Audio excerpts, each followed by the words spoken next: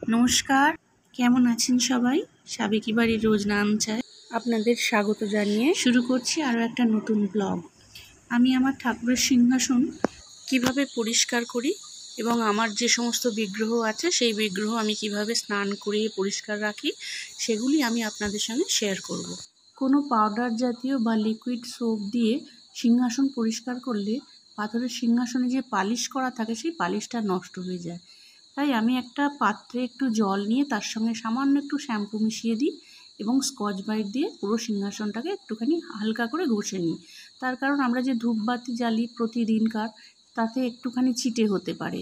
যেহেতু আমি 15 দিন অন্তর করি তাই সেরকম ময়লা হয় না। এছাড়াও আমি প্রতিদিনই একটু ভিজে কাপড় দিয়ে সিংহাসনের তাক বেদিগুলো মুছে নিই, তাহলে সেই ধুলোটা বসতে পারে না। যে কোনো জিনিস দেখবেন প্রতিদিন পরিষ্কার করলে কিন্তু সেটা খুব বেশি ময়লা হয় না, কিন্তু যদি অনেক দিন অন্তর পরিষ্কার করা যায় তাহলে সেখানে ময়লার লেয়ারটা অনেকটা বেশি জমে যায়। তাই আমি প্রতিদিন প্রায় 15 দিন অন্তরই পরিষ্কার করি। ঠাকুরের আসনের এই কাপড়গুলো পেতেছি, 15 দিন অন্তর এই কাপড়গুলোও পাল্টে দিই আমি। যদিও খুব বেশি ময়লা হয় না, কিন্তু তাও দেখুন আমরা বিছানার চাদর তো 1 সপ্তাহ অন্তর পাল্টে দিই, তো ঠাকুরের আসনের কাপড়টা কেন পাল্টাবো না। সেই সঙ্গে ঠাকুরের পোশাকগুলোও পাল্টে দিই। অবশ্যই তার আগে একটুখানি স্নান করিয়ে পরিষ্কার করে নিই, তাহলে বিগ্রহগুলোও বেশ চকচক করে, দেখতেও ভালো লাগে। আমি পিতলের বিগ্রহ যেমন দই দিয়ে পরিষ্কার করি, কারণ পিতলের বাসনগুলো আমি পিতাম্বরী দিয়ে পরিষ্কার করি, কিন্তু বিগ্রহ তো আর সেসব জিনিস দিয়ে করা যায় না, কেমিক্যাল দিয়ে। সেই জন্য আমি দই দিয়ে পরিষ্কার করে নিই, কারণ সব বিগ্রহই আমরা প্রতিদিন স্নান করাই না। তাই জন্য সেই সমস্ত বিগ্রহগুলো যেগুলো প্রতিদিন স্নান করাই, সেই বিগ্রহগুলোকে দই দিয়ে স্নান করাতে পরিষ্কার করতে লাগে না, এমনিতেই আপনি এমনি চকচক করে। মাঝে মধ্যে ঘি দিয়ে একটুখানি ঘি মধু দিয়ে স্নান করিয়ে নিই, বা পঞ্চামৃত দিয়ে করাই, সেটা আলাদা কথা। কিন্তু যে সমস্ত বিগ্রহ প্রতিদিন হয় না, বিশেষ বিশেষ দিনে হয়, সেইগুলো যদি মাঝে মধ্যে একটু পরিষ্কার করে নিই না, কিছুই লাগে না, একটু দই দিলেই দেখবেন খুব চকচক করে। একটুখানি হাতে করে ঘষে ঘষে দই দিয়ে বেশ করে ঘষে নিয়ে তারপরে একটু জল দিয়ে স্নান করালে বিগ্রহগুলো খুব চকচক করে। দেখুন আমি শুধু দই দিয়ে পরিষ্কার করেছি, তাতে এই বিগ্রহগুলো কীরকম চকচক করছে। এই বিগ্রহগুলোই আগে যেমন বছরে 1 বার কি 2 বার স্নান করানো হতো। যেমন ধরুন আমাদের দীপান্বিতা কালী পুজোর দিনে লক্ষ্মী পুজো হয়, তখন স্নান করানো হতো। আমার শাশুড়ি আমাকে দায়িত্ব দিতেন যে এইগুলো তুমি পরিষ্কার করে রাখো। তো সেই নানা রকম তখন সেই পিতাম্বরী যে ডাস্ট পাওয়া যায় সেটা দিয়ে করতাম। তখন দেখতাম যে কিছুতেই হচ্ছে না, হাতে ঘষে ঘষে হাতটা কালি হয়ে গেল। যেহেতু বছরে 1 বার কি 2 বার হচ্ছে, সেই জন্য ময়লাটা অনেক বেশি পড়ে যায় এবং সেটা তুলতেও খুব কষ্ট হয়। কিন্তু তারপরে আমি চিন্তা করলাম, নিজেরই খারাপ লাগে যে এই সমস্ত জিনিস এই কেমিক্যাল দিয়ে ঠাকুর পরিষ্কার করব, কিরম বাজে লাগে না। যে বিগ্রহ আমরা নিত্য সেবা দিই তাদের ওই পীতাম্বরী দিয়ে পরিষ্কার করা যায় না। অনেকে দেখি তেঁতুল বা লেবু দিয়েও ঠাকুর পরিষ্কার করে, কিন্তু সেটা আমার কীরকম লাগে একটা যে যাই হোক ওইগুলো একটু তেঁতুল বলুন লেবু বলুন এগুলো ঠাকুরকে দিয়ে বেশ করে ঘষতে হয়। পেতলের বাসন যখন আমরা তেঁতুল দিয়ে মাজি তখন তো একটু ঘষে ঘষেই করতে হয়, তো ঠাকুরকে এরকম ঘষে ঘষে পরিষ্কার করব। দইটা দেখলাম ভীষণ সফট, তো একটুখানি হাতে করে লাগিয়ে সামান্য একটুখানি হালকা করে ঘষলেই পরিষ্কার হয়ে যায়। তারপরে পরিষ্কার জলে বা গঙ্গা জলে একটুখানি অঘরু বা আতর অথবা গোলাপ জল যা কিছু মিশিয়ে স্নান করালে তারপরে ভালো করে মুছালেই পরিষ্কার হয়ে যাবে। সিদ্ধিদাতা গণেশকেও আমি ওই একই জলে স্নান করাই, কারণ ওই ঠাকুরটা তো আপনার দই দিয়ে মাখালে হবে না, ওটা হচ্ছে স্টোন ডাস্টের। আর জগন্নাথ বলরাম সুভদ্রাকে আমি ওই অঘরু দিয়ে একটু আর গঙ্গা জল দিয়ে গামছা দিয়ে মুছে পরিষ্কার করে দিই। এই সমস্ত বিগ্রহগুলো আমি বৃহস্পতিবার যেহেতু লক্ষ্মী পুজো, তার আগের দিন সমস্ত স্নান করিয়ে রাখি, কারণ ওই দিন অনেকটা পুজোয় সময় চলে যায়। আর এছাড়াও বিশেষ কোনো তিথিতে বা পূর্ণিমায় অমাবস্যায় এই সমস্ত দিনগুলো ভালো দিন কোনো কিছু থাকলে তখন আমি সেই দিনও বিগ্রহে স্নান করাই।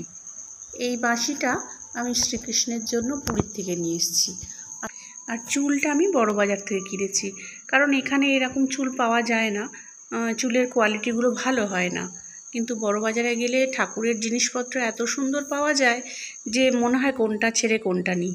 ওখানে ঠাকুরের পোশাকের ডিজাইনগুলো এত সুন্দর, ওই রকম ডিজাইন কোথাও হয় না। পুরীর থেকে আমি আবার এই গুলো এনেছি। আর এই ছোট তামার ঘরটাও আমার ভীষণ পছন্দ হয়েছিল, তাই নিয়ে এসেছিলাম, কারণ দেখতে খুবই সুন্দর, কি কাজে লাগবে জানি না। আর এই ছোট বাটিগুলো আমার ছিল না, যখন পুজোর সময় ঠাকুরমশাইয়ের কাছে পুষ্পপত্র সাজিয়ে দিই তখন সাদা চন্দন, লাল চন্দন, সিঁদুর গোলা, ছোটো ছোটো জিনিসগুলো এক জায়গায় থাকলে ভালো হয়, সেই জন্য এই বাটিটাও কিনেছি। তার সঙ্গে ছোটোখাটো কিছু জিনিস, গোপালের জন্য একটা ফ্যান কিনেছি পুরীর থেকে। বাড়িতে যেমন অনেক সদস্য থাকলে তাদের জন্য কোথাও গেলে কিছু না কিছু নিয়ে আসতেই হয়, ঠিক সেরকমই আমার সিংহাসনে যত ঠাকুর আছেন তাদের জন্য আমি খুঁজে খুঁজে কিছু না কিছু জিনিস নিয়ে আসি। তা নাহলে আমার মনে হয় যেন কিছু একটা নিয়ে গেলাম না, তখন মনটা খুব খারাপ লাগে আমার। শ্রীকৃষ্ণের পিছনে এই পাখাটা কিন্তু আমি অনেক জায়গায় দেখেছি, কিন্তু আমার কোথাও পছন্দ হয়নি, কারণ পাখাগুলো এত কম পালক দিয়ে তৈরি করেছে যে মনে হয় দুদিনেই ভেঙে যাবে।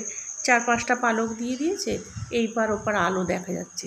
একমাত্র আমি দেখলাম যে পুরীতেই এই পাখাগুলো এত সুন্দর, পুরো ঠাসা কাজ একদম, আপনি হাত না দিলে বুঝতে পারবেন, দেখুন পুরোটা একদম পালক দিয়ে তৈরি।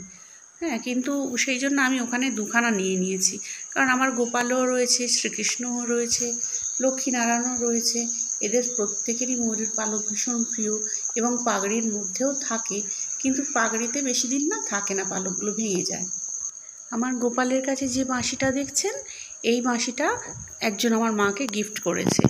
মানে মারোয়াড়িরা বা নন বেঙ্গলিরা জন্মাষ্টমী বা শ্রীকৃষ্ণের যে কোনো উপলক্ষে ওরা ছোট ছোট খেলনা বলুন বা কিছু অনেকজনকেই গিফট করে, এটা ওদের একটা রিচুয়ালসের মধ্যে পড়ে।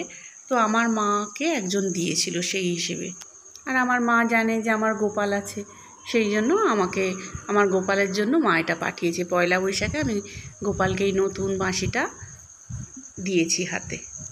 আর পয়লা বৈশাখ উপলক্ষে আমরাও যেমন নতুন বস্ত্র পরি, তো ঠাকুরকেও তো ইচ্ছে করে বলুন যে নতুন নতুন পোশাক পরাই, তাই জন্য আমি সব ঠাকুরকে নতুন পোশাক পরিয়েছি। আমি ঠাকুরের নিত্য সেবায় সব রকম প্রসাদই দিই, কখনো ফল দিই, মিষ্টি দিই, বাতাসা, নকুলদানা এগুলোও দিই। এছাড়া যেহেতু বজরংবলী আছেন, গোপাল, গণেশ, সিদ্ধিদাতা গণেশ, বোঁদে অথবা মিহিদানার লাড্ডু এগুলোও দিই। এছাড়াও মাঝে মধ্যে আমি ক্ষীর করে দিই রাধা গোবিন্দকে, গোপালকে, জগন্নাথ আছে। এছাড়াও গাছ থেকে যখন নারকেল পাড়া হয় তখন আমি নারকেল নাড়ু করে রেখে দিই। জগন্নাথ দেব যেমন ভাজাভুজি একটু ভালোবাসেন, তাই মাঝে মধ্যে ওনাকে একটু মালপোয়াও করে দিই আমি। ভিডিওটা আজ তাহলে এখানেই শেষ করলাম। আপনারা সকলেই ভালো থাকুন, সাবধানে থাকুন এবং সুস্থ থাকুন।